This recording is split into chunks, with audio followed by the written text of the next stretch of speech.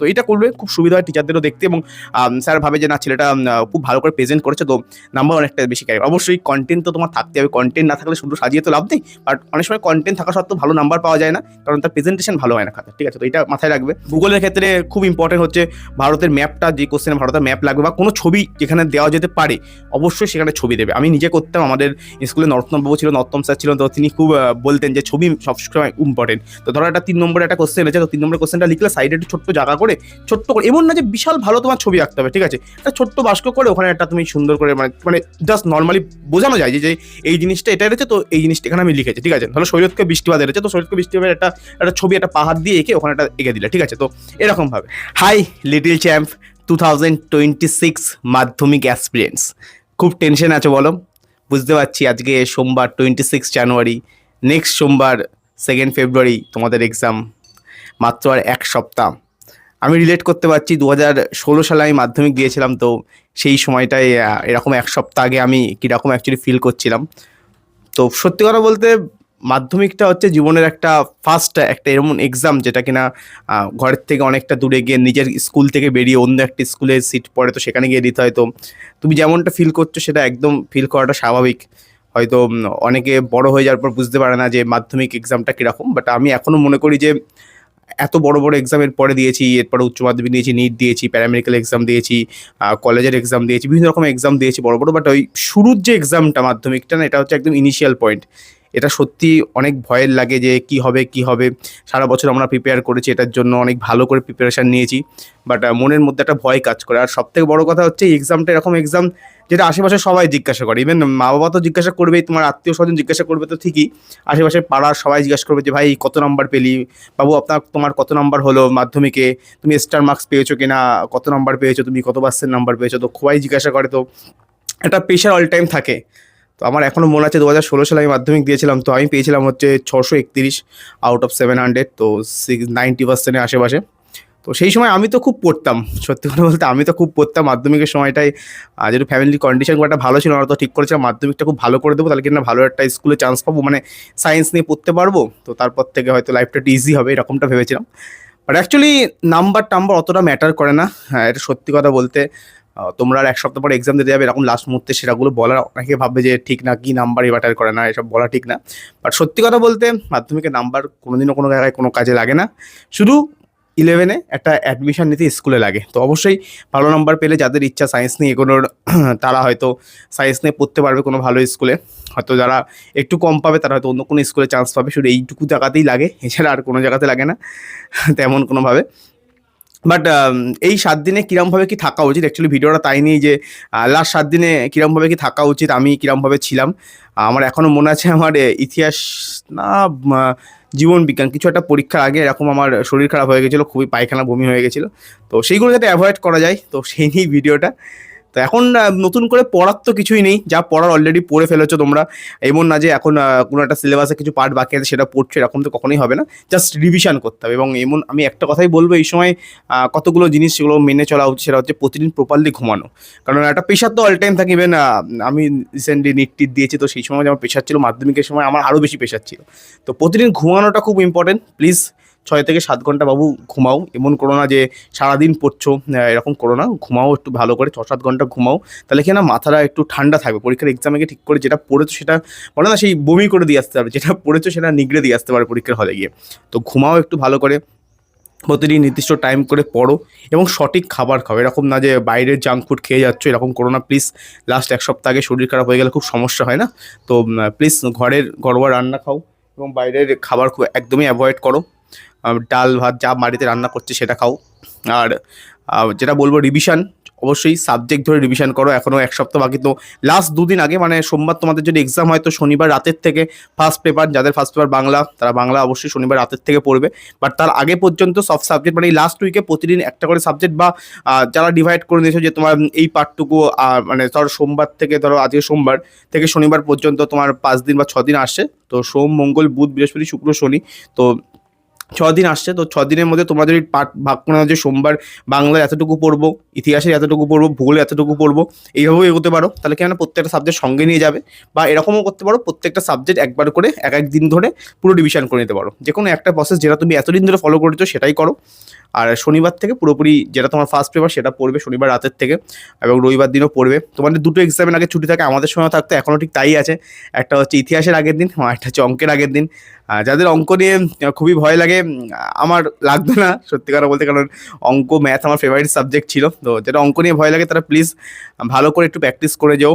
তোমরা বিশেষ করে দেখবে একটা জিনিস খেয়াল করবে, যে আমি এর আগেও একদিন লাইফে বলছিলাম যে 5টা পেপার, 5টা টেস্ট, মানে একটা টেস্ট পেপারের 5টা, ধরো যে কোনো সাবজেক্টের পেপার যদি ভালো করে করো না, সব কোশ্চেন তারপর থেকে ওটা থেকে রিপিট হতে থাকে। ঠিক তেমনি এখন দেখবে বিভিন্ন রকমের সাজেশন বুক বেরোবে, এই বেরোবে সেই বেরোবে, বাট এক্সট্রা বেশি কিছু ঘাটাঘাটি করো না। নিজের ওপর কনফিডেন্স রাখো, যেটুকু পড়েছো এক্সাম তুমি তার থেকেই আসবে সব কোশ্চেন, এবং সেখান থেকে তুমি ভালো করে পেপার অ্যাটেম্প করতে পারবে। এরকম ভেবো না যে ওই টিচার এই সাজেশন দিচ্ছে, সেই টিচার তাই সাজেশন দিচ্ছে, তো তার থেকে সব কোশ্চেন আসবে, এরকম হয় না। যেটা নিজে পড়েছো সবসময় মাথায় রাখবে তার থেকেই কোশ্চেন আসবে। এবং নিজের পড়ার থেকে যদি কোশ্চেন না আসে কখনোই রিগ্রেট করবে না, কারণ তুমি এফোর্ট দিয়েছো, তুমি তোমার 100% এফোর্ট দিয়েছো। তারপরেও যদি কখনো কোনো কারণে যদি নাম্বার কম আসে, বা যেটা তুমি চেয়েছিলে সেটা পাওনি, যে কোশ্চেনটা তুমি এক্সপেক্ট করেছিলে সেটা আসেনি, তাহলে মন খারাপ করবে না বাবু। এরপরও অনেক সুযোগ আছে, অনেক লাইফে অনেক এক্সাম আসবে। তো বাই এনি চান্স যদি কারোর কোনোভাবে কোনো এক্সাম খারাপ হয়ে থাকে, আমার পার্সোনালি মনে আছে, আমার মনে হয় ইতিহাস পরীক্ষাটা একটু খারাপ হয়েছিল। তো তো যেই পরীক্ষাটাই খারাপ হোক না কেন, একটা পেপার হয়তো একটু টাফ আসে, তোমরা ভালো করে জানো যে 6টা পেপার 6টা সাবজেক্ট তো সেম আসবে না, একটা পেপার একটু হলেও একটু টাফ আসবে। তো যেটা টাফ আসবে, সরি 7টা পেপার, তো একটু যে সাবজেক্টটা টাফ আসবে সেটা একটু খারাপ যাবে, চিন্তা করো না। তোমাদের এখন 36টা টোটাল শর্ট কোশ্চেন, মনে হয় 17টা 18টার মতো এমসিকিউ থাকে, বাকিটা হচ্ছে 1 নম্বরে অনলাইনার থাকে। তো এই টাইপের কোশ্চেন থাকে, তো ঘাবড়ে যেও না। 36টা যে শর্ট কোশ্চেন বা এমসিকিউ যেগুলো আছে সেগুলো আস্তে আস্তে মাথা ঠান্ডা করে অ্যাটেন্ড করি। এমন না যে এমসিকিউ বলে তাড়াতাড়ি তাড়াতাড়ি করে করবো, তাড়াতাড়ি করে করবো, পরের দিকে লং ফরম্যাট কোশ্চেনের জন্য টাইম বাঁচিয়ে রাখবো, এরকমটা করো না। ওটার জন্য প্রপার টাইম দেবে, ঠিক আছে। আর যদি বলো পেপার অ্যাটেম্পটিং স্ট্র্যাটেজি কী হওয়া উচিত, তো আমি বলবো মানে পেপার যখন সলভ করছো বা পেপারে যখন লিখছো, তখন পেপারটাকে সাজানোটা খুব ইম্পর্টেন্ট। কারণ তোমরা যাতে জানবে যে এই মাধ্যমিক উচ্চ মাধ্যমিকের খাতা যে টিচাররা দেখে, একটা খাতার জন্য তারা বিশাল কিছু হিউজ অ্যামাউন্ট পায় না। তো তুমি যদি ভাবো যে খুব সুন্দর করে তোমার খাতা একদম একটা টিচার খুব মাথা ঠান্ডা করে দেখবে, এরকমটা হবে না। ঠিক তেমনি পরবর্তীকালের এক্সামগুলোর ক্ষেত্রেও ঠিক তাই হয়, কারণ একটা খাতা দেখতে গেলে মনে হয় 3 টাকা থেকে 5 টাকা এরকম সামথিং কোনো টিচার পায়। এখন বেড়েছে কিনা জানি না, আমাদের সময় তাই পেতো। তো তুমি যত সুন্দর করে প্রেজেন্ট করবে, প্রেজেন্টেবলটা খুব ইম্পর্টেন্ট, ঠিক আছে, প্রেজেন্টেশনটা খুব ইম্পর্টেন্ট। তো আমার এখনো মনে আছে, আমি ধরো একটা পেপার পুরো আসতো যখন, পুরো পেপারটার আমি প্রথমে মার্জিন দিতাম না। আমি কি করতাম, চারদিকে পুরো একদম ভাঁজ করে করে একটা পেপারে চারদিকে ভাঁজ করে পুরো চারদিকে মার্জিনের মতো করে ভাঁজ করে নিতাম পেপারটা, দিয়ে মাঝখানে লিখতাম। কারণ প্রথমে মার্জিন দিয়ে টাইম ওয়েস্ট করার কোনো মানে হয় না, কারণ প্রথমে নিজের থেকে যেটুকু পড়েছো সেটুকু লেখার টাইম, ঠিক আছে। ওখানে মার্জিন দিয়ে টাইম ওয়েস্ট করো না, কিন্তু চারদিকে ভাঁজ করে রাখবে যাতে ভাঁজের বাইরে যেন লেখা না বেরোয়, ঠিক আছে। তারপরে যখন তোমার পুরো কোশ্চেন সলভ হয়ে যাবে, সব কিছু হয়ে যাবে, তারপরে মার্জিন কেটে নেবে। এবং অনেকে স্কেচ পেন দিয়ে মার্জিন কাটতে পারো, আমি নিজে স্কেচ পেন দিয়ে মার্জিন কাটতাম। তবে মাথায় রেখো যে এই যে যেটা বলেছি, কারণ যেদিকে মার্জিন অবধি কিন্তু তোমার যেটা লেখা না যায়, তাহলে তুমি স্কেচ পেনের উপর যদি তুমি লিখে দাও, তাহলে সেই স্কেচ পেনের একটা হালকা দাগ পড়ে যায়। তো ওই পেছনে কিন্তু যেন লেখা না যায়, মানে মার্জিনে বেরিয়ে যেন লেখা কখনোই না যায়, পুরো চারদিকে বর্ডার মতো করে নিয়ে তুমি করতে পারো। আমি করতাম, কারণ পরীক্ষা আমার তাড়াতাড়ি হয়ে যেত, মানে অনেকটা আগেই হয়ে যেত। তো মার্জিন তারপর আমি টেনে দিতাম চারদিকে পুরো বক্স করে, এবং ভেতরে সুন্দর করে লিখতাম। এবং চেষ্টা করবে যে গ্যাপ গ্যাপ গিয়ে লেখার, এমন না যে একদম ছোটো ছোটো করে লিখছো। হাতের লেখাটা যতটা সম্ভব আস্তে আস্তে লিখে ভালো করা যায়, কারণ তোমাদের এখন এমসিকিউ অনেক, মানে এমসিকিউ মানে শর্ট কোশ্চেন, মানে শুধু এমসিকিউ তো আসে না, সব শর্ট কোশ্চেন 1 নম্বরের কোশ্চেন অনেক, আমাদের সময় অত থাকতো না, তো বড় কোশ্চেন অনেক বেশি থাকতো। এখন আমি দেখলাম রচনাটাও 10 নম্বর হয়ে গেছে, আমাদের সময় 15 নম্বরের রচনা আসতো বাংলার ক্ষেত্রে। তো সেক্ষেত্রে টাইম যেহেতু অনেক, 3 ঘন্টা 15 মিনিট টাইম, অনেকটা টাইম আছে, সুতরাং আরামসে পেপার হয়ে যাবে। তো ওটা নিয়ে ভেবো না, কিন্তু যদি লাস্টে টাইম থাকে খাতাটা সুন্দর করে প্রেজেন্ট করে আসবে, ঠিক আছে। প্রত্যেকটা কোশ্চেন লেখার পর ধরো তিন দাগের, ধরো তুমি এটা 5 নম্বরের কোশ্চেন লিখছো, 3 নম্বরের 3 দাগের এতে 3 পয়েন্ট ধরো 5 নম্বরের কোশ্চেন আছে তোমার, তুমি 5 নম্বরের কোশ্চেনটা লিখলে দিয়ে একটা পুরো একদম একটা স্কেল দিয়ে পুরো দাগ দিয়ে দেবে। প্রথমে টাইম না থাকলে স্কেল দিয়ে দাগ দেওয়ার দরকার নেই, প্রথমে টাইম ওয়েস্ট করার দরকার নেই, একটু গ্যাপ রেখে দেবে। পরে যখন খাতা তুমি সাজাবে তখন ওখানে একটা সুন্দর করে একটা পুরো দাগ দিয়ে দেবে। এতে কি হবে না, 3 নম্বরের কোশ্চেনের এ আর 3 নম্বরের কোশ্চেনের বি, দুটোর মধ্যে পুরো প্রপার একটা ডিভিশন থাকবে। টিচাররা বুঝতে পারবে যে এখানে গিয়ে স্যার শেষ করেছে, ও তারপরে থেকে তার নেক্সট কোশ্চেনটা লিখেছে। তো এটা করলে খুব সুবিধা হয় টিচারদেরও দেখতে, এবং স্যার ভাবে যে না, ছেলেটা খুব ভালো করে প্রেজেন্ট করেছে, তো নাম্বার অনেকটা বেশি ক্যারি। অবশ্যই কন্টেন্ট তো তোমার থাকতে হবে, কন্টেন্ট না থাকলে শুধু সাজিয়ে তো লাভ নেই। বাট অনেক সময় কন্টেন্ট থাকা সত্ত্বেও ভালো নাম্বার পাওয়া যায় না, কারণ তার প্রেজেন্টেশন ভালো হয় না খাতা, ঠিক আছে। তো এটা মাথায় রাখবে, আমি নিজে করতাম। ভূগোলের ক্ষেত্রে খুব ইম্পর্টেন্ট হচ্ছে ভারতের ম্যাপটা, যে কোশ্চেনে ভারতের ম্যাপ লাগবে বা কোনো ছবি যেখানে দেওয়া যেতে পারে অবশ্যই সেখানে ছবি দেবে। আমি নিজে করতাম, আমাদের স্কুলে নরোত্তম বাবু ছিল, নরোত্তম স্যার ছিলেন, তো তিনি খুব বলতেন যে ছবি সবসময় ইম্পর্টেন্ট। তো ধরো একটা 3 নম্বরে একটা কোশ্চেন রয়েছে, তো 3 নম্বরের কোশ্চেনটা লিখলে সাইডে একটু ছোট্ট জায়গা করে, ছোট্ট করে, এমন না যে বিশাল ভালো তোমার ছবি আঁকতে হবে, ঠিক আছে, একটা ছোট্ট বাস্ক করে ওখানে একটা তুমি সুন্দর করে মানে মানে জাস্ট নর্মালি বোঝানো যায় যে এই জিনিসটা এটা রয়েছে, তো এই জিনিসটা এখানে আমি লিখেছি, ঠিক আছে। ধরো শরীয়তকে বৃষ্টিপাত রয়েছে, তো শরীয়তকে বৃষ্টিপাতের একটা একটা ছবি, একটা পাহাড় দিয়ে এঁকে ওখানে একটা এঁকে দিলে, ঠিক আছে। তো এরকমভাবে লিখতে হবে, ঠিক আছে। ভারতের কোনো একটা ধরো ম্যাপের দিয়ে কিছুটা ধরো কোশ্চেন এসেছে, ধরো সেই কোশ্চেনটা ধরো গঙ্গা নদীর ধরো তোমার কোথা থেকে তৈরি হচ্ছে, উৎপত্তি স্থল, তারপর থেকে শুরু করে কোথায় গিয়ে সেটা মোহনায় মিশছে, তো পুরো ধরো এসেছে পরীক্ষা, তো কি হবে না, তুমি ভারতের ম্যাপে এঁকে দেখিয়ে দিলে এখান থেকে তৈরি হচ্ছে, দিয়ে এখানে গিয়ে হচ্ছে পড়েছে, ঠিক আছে, এখান থেকে এটা ডিভিশন হয়েছে। তো এরকমভাবে সুন্দর করে লিখলে তো সঙ্গে একটা ছবি এঁকে দেবে, এতে কিনা নাম্বারটা অনেক বেশি ক্যারি হয় এবং টিচার অনেক বেশি মানে স্যাটিসফাইড হয় যে বা ছেলেটা এত সুন্দর করে প্রেজেন্ট করেছে, এগুলো ইম্পর্টেন্ট, ঠিক আছে। আর ম্যাথের ক্ষেত্রে তো অবশ্যই বলবো ক্লিয়ার করে সমস্ত কিছু করবে, এমন না যে একটার সঙ্গে একটা মিশে যাচ্ছে, এরকম করবে না, কারণ প্রত্যেকটা স্টেপের উপর নাম্বার দেয়। অনেক সময় ধরো পুরো কোশ্চেনটা তুমি ঠিক করলে না, বাট কিছু কোশ্চেন তুমি যদি ঠিক করো, যদি পুরো প্রসেসটা তুমি যদি ঠিক করো, হয়তো তোমার অ্যান্সার মিললো না, বাট প্রসেসটা ঠিকের জন্য নাম্বার থাকে। তো সুতরাং এরকম করবে না যে অ্যান্সার মিললো না বলে, কারণ আমাদের একটি ব্যাপারটা এরকম হয় না, অনেক সময় কোশ্চেন ডিটো কমন চলে আসে, তো আমাদের মনে হয় যে এ বাবা এইটার তো অ্যান্সার এটা ছিল, কারণ মুখস্থ হয়ে যায় অনেক সময় এত সলভ করতে করতে, তো এটার তো অ্যান্সার এটা ছিল, তো আমার তখন মিললো না, তার মানে হয়তো তোমার আমি ভুল করছি। বাট এরকম করবে না, হয়তো ওখানে কিছু চেঞ্জ করে দিয়েছে তোমার ভ্যালু, তুমি বুঝতে পারছো না, ধরো পুরো ল্যাঙ্গুয়েজ সেম রয়েছে, ওখানে ভ্যালু চেঞ্জ করে দিয়েছে, তোমার ওই সময় মনে পড়ছে না। তো এরকম করবে না, যেটা বেরিয়েছে নিজের উপর স্যাটিসফ্যাকশন রাখবে, ঠিক আছে। বারবার ওর কাছে এক্সামে জিজ্ঞাসা করবে না, ভাই তোর কি অ্যান্সার হয়েছে, তোর কি অ্যান্সার হয়েছে, হতে পারে তুমি যার কাছে জিজ্ঞাসা করছো সে ভুল করেছে, তুমি যেটা করেছো সেটা ঠিক করেছো, তো এগুলো হতে পারে। তো প্লিজ এগুলো করবে না, নিজের উপর বিশ্বাস রাখবে, নিজে যেটা করেছো ঠিক করেছো, ঠিক আছে।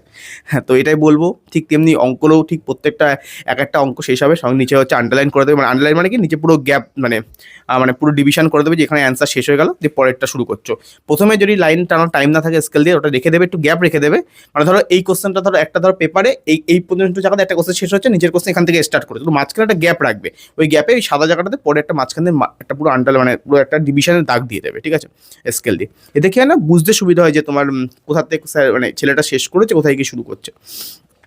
স্যারদেরও দেখবে, তুমি যদি দেখো যে ফার্স্ট পেপারে তোমার মাধ্যমিকের যে ফার্স্ট পেপার থাকে না, সেখানে একটা ডিভিশনের জায়গা থাকে যে এই কোশ্চেনে এত নম্বর, এই কোশ্চেনে এত নম্বর, এই কোশ্চেনে এত নম্বর, ওগুলো টিচারদের ওখানে বসাতে হয় নাম্বার দিয়ে, তারপরে টোটাল গ্র্যান্ড টোটাল করতে হয়। তো তুমি যদি ঠিকঠাক করে ওগুলোকে প্রপারলি হচ্ছে ডিভিশন করো, তো টিচারদের বসাতেও সুবিধা হয়। এতে কি হয় না, তোমার ধরো কোনো একটা নাম্বার মানে ভুল হচ্ছে, মানে যোগ করতে বা বিয়োগ করতে স্যারদের সুবিধা হয়, যে তোমার এমন না যে তোমার এর ঘাড়ে ওর কোশ্চেনের অ্যান্সার চলে গেছে, বলে নাম্বারটা স্যারের উল্টো পাল্টা হয়ে যেতে পারে। তো এটা একটু মাথায় রাখবে, ঠিক আছে, আমি বারবার করে বলি, আমিও করতাম, আমাদেরও টিচারটা বলেছিল। তো আমাদের সময় আনন্দবাজার পেপারে প্রতি বৃহস্পতিবার করে একটা আর্টিকেল বেরোতো, যে কি করে ভালো করে নাম্বার পাওয়া যায়, কি করে ভালো করে পরীক্ষাতে ভালো নাম্বার পাওয়া যায়, কীভাবে কি প্রেজেন্টেশন করা উচিত পরীক্ষার খাতায়। তো তখন আমি পড়তাম, প্রতি বৃহস্পতিবার করে বেরোতো। তো তখন তো এত ইউটিউব এসব কিছু ছিল না, 2016 সালের কথা। তো ওইগুলির থেকে জানতে পারতাম, সেগুলোকে অ্যাপ্লাই করতাম, টিচাররা যেরকম বলতো সেরকম অ্যাপ্লাই করতাম। তো সেই কিছু ডিটেলসই তোমাদেরকে দিচ্ছি আর কি। আর অবশ্যই পরীক্ষা দিতে যাওয়ার আগে মানে তোমার শনিবার দিন ভালো করে গুছিয়ে নেবে কি কি লাগে, একটা ট্রান্সপারেন্ট পুরো একটা নিয়ে নেবে, কভার যে ফাইলগুলো যেগুলো হয়, ওর মধ্যে যা যা তোমাদের ডকুমেন্ট, অ্যাডমিট কার্ড থেকে শুরু করে যা যা লাগবে, আমি পুরো ডিটেলস জানি না, এরকম প্রচুর ভিডিও অলরেডি রয়েছে ইউটিউবে, সোশ্যাল মিডিয়াতে, যেখানে কী কী লাগবে তোমাদেরকে বলে দিয়েছে। তো যেগুলো লাগবে সেগুলো প্রপারলি গুছিয়ে নেবে। যদি কেউ স্কেচ পেন ইউজ করো, মানে স্কেচ পেন্সিলগুলো, পেন বলছি না, স্কেচ পেন্সিলগুলো সরি, তো ওই পেন্সিলগুলো প্রপারলি কেটে নেবে, কারণ অনেকে ছবি আঁকার জন্য বিভিন্ন রকম কালার পেন্সিল ইউজ করতে পারো। তো অবশ্যই টাইম থাকলে তখনই করবে, প্রথমে নর্মাল আঁকবে, যদি টাইম থাকে পরবর্তীকালে এসে ওগুলোকে রং করবে, ঠিক আছে। প্রথমে নর্মাল পেন্সিল দিয়ে সব কিছু করবে, তো এটাই। আর হচ্ছে পেন নিয়ে নেবে প্রপারলি, দুটো করে পেন নিয়ে নেবে, যদি একটা কালি শেষ হয়ে যায় আরেকটা পেন দিয়ে লিখতে হবে পরীক্ষার সময়, ওর কাছে পেন চাইছো, এরকমটা প্লিজ করো না। আর লুজশিট নিলে ভালো করে লুজশিটগুলোকে ওখানে ভালো করে সুতো দিয়ে বেঁধে রাখবে, দেখো পিনটা অ্যাভয়েড করবে। যদিও টিচাররা তাড়াতাড়ি করে বলে দেয় পিন মারতে, দেখো পিন কেন অ্যাভয়েড করতে বলি, কারণ জানো তো পেপারগুলো না একসঙ্গে ধরো পুরো একটা তোমাদের ধরো যেখানে সেন্টার পড়েছে সেখানকার সমস্ত পেপার একসঙ্গে বান্ডিল করে বস্তার মধ্যে প্যাক করে ওগুলো সেলাই করে এক জায়গা থেকে আরেক জায়গায় ট্রান্সপোর্ট করা হয়। তো তুমি যদি ওখানে পিন ইউজ করো না, কি হয় না, ধরো বার করতে গেছে বা সেলাই করতে গিয়ে এরকমভাবে যখন মানে খুব, তুমি কি ভাবছো তোমার একটা পেপারকে খুব সুন্দর করে ওটা ট্রান্সপোর্ট করা হবে, এরকম তার মানে হ্যান্ডেল উইথ কেয়ার এরকম বিশাল কিছু হয় না, ঠিক আছে। কারণ যেহেতু প্রচুর প্রচুর পেপার, সুতরাং ওগুলোকে যে করে হোক বান্ডিল করা হয়। তো ওখানে যদি পিন ইউজ করো, কেন পিনের সময় ধরো একটা খাতা একটু জাস্ট টান লাগলো, পিন কি আর শার্প হয় না, শার্প পেন থাকে, তখন দিয়ে ছিঁড়ে যেতে পারে, তো একটা পোষা দেখলো তোমার খাতা ছিঁড়ে গেল, তো এরকম হতেই পারে। তো ওই জন্য সুতো ইউজ করবে। সুতো ইউজ করলে কি ছেঁড়ার চান্সটা কম থাকে। তো যেখানে এক্সামে দেখবে তোমাদের সুতো দেবে, তো ওই সুতোটা সুন্দর করে বাঁধবে, পিনটা চেষ্টা করবে না ইউজ করা। এবার খুব তাড়াতাড়ি দেখালো তোমার খাতা একদম লেট হয়েছে তোমার, সেক্ষেত্রে তো পিন ছাড়া কোনো উপায় থাকে না, বাট চেষ্টা করবে সুতো দিয়ে বাঁধার, ঠিক আছে। আর অবশ্যই জল বোতল, ট্রান্সপারেন্ট জলের বোতল পরীক্ষাতে নিয়ে যাবে। টাইম টু টাইম জল খেতে থাকবে, আধা ঘন্টা অন্তর বা 1 ঘন্টা অন্তর যখনই জল টেস্টটা পাবে অবশ্যই জল খাবে। এবং পরীক্ষার হলে কেউ একদম না খেয়ে যাবে না, ঠিক আছে। দেখো না খেয়ে গেলে হাইপোগ্লাইসেমিয়া হয়ে যেতে পারে, হঠাৎ করে ব্লাড সুগার লেভেল ফল করতে পারে। তো প্লিজ, এবং টেনশন তো থাকে, স্ট্রেস লেভেল অনেক থাকে সেখানে, তো প্লিজ কিছু খেয়ে যাবে, অল্প করে খেয়ে যাবে, এমন না খুব ভারী পেট খেতে, অল্প করে ভাত, যার ভাত খেতে ফেভারিট ভাত খেয়ে যাবে, ডাল ভাত হোক, যা হোক, আলু সিদ্ধ হোক, যা যা ইচ্ছা। অনেকের আবার থাকে আলু খেয়ে যেতে নেই, ডিম খেয়ে যেতে নেই। আমার মাও বলতো যে ডিম খেতে, মানে গোল জিনিস কিছু খেয়ে যেতে নেই। বাট এরকম অনেকেরই থাকে, যাদের আছে তারা খেয়ে যাবে না, যাদের আছে তারা খেয়ে যাবে। মানে এগুলো অ্যাকচুয়ালি কী বলো তো, নিজের বিশ্বাসের উপর সব কিছু ম্যাটার করে। তোমার বিশ্বাস যদি থাকে, মানে অ্যাকচুয়ালি কুসংস্কার বলে তেমন কিছু অ্যাকচুয়ালি হয় না, যেটা হচ্ছে বিশ্বাসের উপর সব কিছু ডিপেন্ড করে, যে আমার বিশ্বাস ওটা খেয়ে গেলে আমার এক্সাম খারাপ হতে পারে। তো এরকম অনেকে থাকে বিশ্বাস, তো যখন তোমার বিশ্বাস কাজ করবে না, তখন অটোমেটিক্যালি তোমার খারাপ হয়ে যায় পেপার, কারণ তোমার মেন্টালি তুমি ওটাকে ভেবে নিয়েছো। তো এরকম যদি থাকে তাহলে সেটা খেয়ে যাবে না, যদি না থাকে তাহলে যা খুশি খেয়ে যাবে। আমি তো অত কিছু মানতাম না, মাধ্যমিকের সময় একটু মানতে হতো, কারণ তখন ছোট থাকি, তারপরের থেকে তো আর কিছু মানিনি, ডিম খেয়েই যেতাম সব পরীক্ষা দিতে আমি। তো যাই হোক, যেটা আছে সেটা কিছু খেয়ে যাবে, না খেয়ে যাবে না। আর ডাবের জল টল খাবে অবশ্যই, পরীক্ষাতে তো আমি জানি মাধ্যমিকের সময় বেশ ডাব টাব খাওয়াই বাবা মা একদম। হ্যাঁ, আমাকেও খাইয়েছিল, আমাদের বাড়িতে গাছ আছে, ডাবের গাছ, তো নারকেল গাছ আছে, তো সেখান থেকে পেরে প্রতিদিন পরীক্ষা দিয়ে আসার পর একটা করে খেতাম। তো অবশ্যই খাবে, দই টই খাবে, টক দই খেয়ে পরীক্ষা দিতে যাবে, পরীক্ষা ভালো হয়, এরকম একটা কুসংস্কার আছে, বাট সত্যি টক দই খেয়ে যাবে, পেটটাও ঠান্ডা রাখে, ভালো হয়। তো এই আর কি। আর আর অবশ্যই পরীক্ষা দিয়ে এসে পরের পরীক্ষা, যে মানে ধরো বাংলা দিয়ে আসলে পরের দিন হচ্ছে ইংরাজি পরীক্ষা আছে, তো মাঝখানে তো আর বেশি টাইম থাকে না, তো ওই টাইমটাতে একটু ঘুমিয়ে নেবে, একটু রেস্ট দিয়ে নেবে। এমন না যে পরীক্ষা দিয়ে এসেই একদম প্রশ্ন বার করে ক্যালকুলেট করা শুরু করো যে কত নম্বর পাবো, এরকম করো না। যেটা হয়ে গেছে সেটা হয়ে গেছে, এটা অনেকে করে, আমি নিজে করতাম টেস্টের সময়, যে পরীক্ষা দিয়ে এসে মেলাচ্ছে যে কত নম্বর পাবো, বাট ওটা করো না। যে পরীক্ষা যেটা হয়ে গেছে সেটা তো তুমি আর চেঞ্জ করতে পারবে না, ওটা সাইডে রেখে দাও, যে পরের পরীক্ষার জন্য পড়া শুরু করবে, বাট 1 ঘন্টা আধা ঘন্টা তখন ঘুমিয়ে নেবে। তারপরে প্রপার প্ল্যানিং করে, যে তোমার 8 ঘন্টা আমার হাতে আছে, তো এতগুলো চ্যাপ্টার আছে, তো আমি কীভাবে পড়বো, প্রত্যেকটা চ্যাপ্টার জন্য 1 ঘন্টা দেবো না আধা ঘন্টা দেবো, এরকমভাবে প্ল্যানিং করে পরে পরীক্ষার জন্য পড়া শুরু করবে, ঠিক আছে। একদমই খুব একটা বেশি টাইম ওয়েস্ট করবে না, এবং সঙ্গে সঙ্গে এসে পড়া শুরু করবে না, একটু রেস্ট দিয়ে তারপরে পড়বে, ঠিক আছে। এটা একটা পয়েন্ট। আর গার্জেনদের জন্য এটুকুই বলবো, দেখুন প্লিজ বাচ্চাগুলোর উপর এত চাপ দেবেন না। আমি বুঝতে পারি যে মাধ্যমিকটা আমাদের স্টেটে একটু বিশাল বড় করে দেখা হয়, তো প্লিজ অত চাপ দেবেন না। তোরা সারা বছর পড়াশুনো করেছে, খুব ভালো করে পড়েছে, এবং ওদের উপর বিশ্বাস রাখুন, ওরা ভালো কিছু করবে। এমন না যে একটা এক্সামই তাদের লাইফ পুরো ডিসাইড করে, এরকম কখনোই হয় না। কখনো কোনো পরীক্ষা যদি খারাপ হয়ে যায়, প্লিজ প্রেশার দেবেন না, পরের পরীক্ষার জন্য উৎসাহিত করবেন ভালো করে পড়ার জন্য, এবং ওদেরকে বলবেন যে মাথা ঠান্ডা করে এক্সাম দিতে। আমিও বলছি, আপনারাও বলবেন মাথা ঠান্ডা করে এক্সাম দিতে, যাতে ঘাবড়ে গিয়ে পরীক্ষাতে কিছু ভুল না করে ফেলে, ঠিক আছে। অনেকে টেনশন অনেক কিছু ভুল করে ফেলে, অনেকে টেনশনে নিজের যে 100% সেটা দিতে পারে না, তো এটা ম্যান টু ম্যান ভ্যারি করে, তো অনেকের ক্ষেত্রে হতে পারে। তো প্লিজ ওদেরকে চাপ দেবেন না, এমন দেখাবেন না যে এই একটা এক্সামই তাদের ফিউচার ডিসাইড করে, এরকমটা কখনোই দেখাবেন না। অনেকেই এরকমটা করে, তো প্লিজ করবেন না। তো এটাই। আর আমার 2016 সালের মাধ্যমিকের কথা যদি বলি, তো ওটা আমার স্কুলে, আমার বাড়ির থেকে, আমি যেহেতু খাটো স্কুলে পড়তাম, আর আমাদের এক্সামে সিট পড়তো স্বামীজি শিবাসংঘ স্কুলে, তো আমার বাড়ির থেকে 5 মিনিটের রাস্তা যেখানে আমার সিট পড়েছিল, তো বাড়ির থেকে বেরিয়ে অ্যাকচুয়ালি সকাল সকাল আমি চলে যেতাম না, আমি একদম এক্সামের 5-10 মিনিট আগে, মানে 15 মিনিট মতো আগে, 5-10 মিনিট আগে ঢুকতে দেয় না, বেশ কিছুটা আগে বেরোতে হয়। এবং এই সাপেক্ষে আমি একটা কথা বলে রাখি, যে যাদের দূরে সিট পড়েছে অবশ্যই সেন্টার যাদের দূরে আছে তাদের ক্ষেত্রে প্লিজ অনেকটা আগে বাড়ির থেকে বেরিও, কারণ ওই দিন রাস্তাঘাট খুব জ্যাম হয়, সেটা তোমরা জানোই। তো প্লিজ একটু আগে বেরিও, আর প্রথম দিন আরও একটু আগে বেরিও, কারণ কোথায় সিট পড়ে যদি তোমরা না জেনে থাকো, মানে এক্স্যাক্ট তার ডিরেকশনটা কী কোথা দিয়ে যেতে হয়, তো প্লিজ একটু আগে বেরিও। আর যদি পারো তো সম্ভব হয় বাবা মা কাউকে একজনকে সেই ডিরেকশনটা একদিন আগের দিন গিয়ে দেখে আসতে বলো, যে এখানে সিট পড়েছে, মানে কী করে যেতে হয়, ঠিক আছে। তো প্লিজ এইভাবে করো। আর যেটা আমার ক্ষেত্রে বলছিলাম, তো আমার মনে আছে যে একটা পরীক্ষার আগে আমার খুব শরীর খারাপ হয়ে গেছিলো পুরো, সেই মানে বিশেষ করে মানে তেলে ভাজা খেয়ে নিয়েছিলাম, দুখানা আমি খেয়ে নিয়েছিলাম, বেগুনি খেয়ে নিয়েছিলাম পরীক্ষা দিয়ে এসে। বাট এরকমটা করতে নেই, কারণ পরীক্ষার সময় একটা স্ট্রেস থাকে, তো ঠিকঠাক করে ডাইজেশন হয় না, তো উল্টোপাল্টা যদি খেয়ে নাও তো পরীক্ষাটা মানে খারাপ হয়ে যেতে পারে, কারণ পেট খারাপ হয়ে গেলে বারবার করে আমি পটাতে যাচ্ছি, এরকমটা খুব একদমই ঠিক না, ডায়রিয়া টাইপের হয়ে গেছিলো, তো ওষুধ খেয়েছিলাম। দিয়ে পরীক্ষা দিতে গেছিলাম। পরীক্ষা হলে গিয়ে কিছু হয়নি, বা তার আগের দিন পড়াশোনা করতে পারিনি। মা আমার পাশে বসে একটু বই খাতাগুলো উল্টো উল্টাই বললাম, মা তুমি একটু পড়ো, আমি শুনছি তোমার পড়া। তো এরকম হয়েছিল। তো এরকম হয় অনেক সময়, একটা পরীক্ষা দুটো আগে শরীর খারাপ হয়ে যেতে পারে, কিন্তু টেনশন করবে না। সারা বছর যেটা পড়েছো সেখান থেকে সমস্ত কোশ্চেন, সুতরাং একদিন পরীক্ষার আগের দিন বিশাল কিছু পড়ে গিয়ে কিছু হয় না। ঠিক তেমনি একদম কিছু না পড়ে গিয়েও কিছু হয় না। মানে এরকম কোনো না যে একদমই কিছু পড়ে যাচ্ছ না। যদি বাই চান্স শরীর খারাপ হয়ে যায়, মা বাবাকে বলো তুমি একটু পড়ো পাশে, আমি শুনছি চুপচাপ। চুপচাপ চোখ বন্ধ করে শোনো, তাতেও কাজ হবে, ঠিক আছে? এবং বাই এনি চান্স পরীক্ষার আগে যদি কিছু না পড়ে যেতে পারো, তাও টেনশন করবে না, তাও পরীক্ষা ভালো হবে, কারণ তুমি সারা বছর পড়েছো। নিজের উপর বিশ্বাস থাকবে, ঠিক আছে? তো আর বেশি কিছু বলবো না, সকলে ভালো করে পড়ো। আর এক সপ্তাহ পরেই এক্সাম, সামনের সোমবার থেকে 12 তারিখে তোমাদের এক্সাম শেষ। যাদের একটা এক্সট্রা সাবজেক্ট তাদের ক্ষেত্রে 12 তারিখ, নইলে 11 তারিখে শেষ। তো তারপরে চুটিয়ে মজা করো একদম। মাধ্যমিক পরীক্ষার পরে আমার এখনো মনে আছে, আমি তো যেদিন পরীক্ষা শেষ হয়েছে সেদিনই খেলতে লেগে গেছিলাম ক্রিকেট, একদম আমরা বন্ধুরা সবাই মিলে। তো ওই সময় একটা 3 মাসের মতো গ্যাপ পাওয়া যায়, ওই সময় মজা করার সময় একদম খুব খুব মজা করো। এবং সেই সময় খুব খুব মজা করতে পারবে এই ভেবে এই লাস্ট 7টা দিন একটু ভালো করে পড়াশোনা করো। নিজের একদম 100% দাও। এমন কোনো না সারাদিন পড়ছো, বাট নিজের 10 থেকে 11 ঘন্টা পড়ার চেষ্টা করো, এবং বাকি সময়টায় একটু ভালো করে ঘুমিয়ে নিও, ঠিক আছে? এমন কোনো না যে ঘুমটা স্যাক্রিফাইস করো না, প্লিজ একটু ভালো করে ঘুমিয়ে নিও। আর ব্যাস এটুকুই বলবো, আর কিছু বলবো না। ঠিকঠাক করে খাওয়া দাওয়া করো। এক্সাম খুব খুব ভালো হবে, দেখিয়ে নিও। খুব খুব ভালো এক্সাম হবে, এবং এক্সাম দেওয়ার পরে খুব খুব খুব খুব মজা করো তোমরা, ঠিক আছে? তো চলো, সকলকে অল দ্য বেস্ট। সকলে খুব ভালো করে এক্সাম দিও। টাটা, দেখা হচ্ছে আমার সঙ্গে পরের কোনো ভিডিওতে। অ্যাকচুয়ালি মাধ্যমিক রিলেটেড ভিডিও আমি বানাই না, আমি নিট এবং এমবিবিএস রিলেটেড ভিডিও বানাই। বাট অনেক আমার ভিউয়ার্স যারা রয়েছে, অনেক যারা ভিডিও দেখে, তারা অনেকেই মাধ্যমিক এক্সপিরিয়েন্স। তো আমি ভাবলাম চলো মাধ্যমিকদের জন্য একটা অল দ্য বেস্ট বলে একটা ভিডিও বলে দেয়, এবং তাদের জন্য কিছু কিছু বলে দেওয়া যাক কী করে তারা এক্সাম দেবে আমার সময়কার আমার এক্সপিরিয়েন্সকেও বেস করে। তো এই জন্যই ভিডিওটা বানালাম।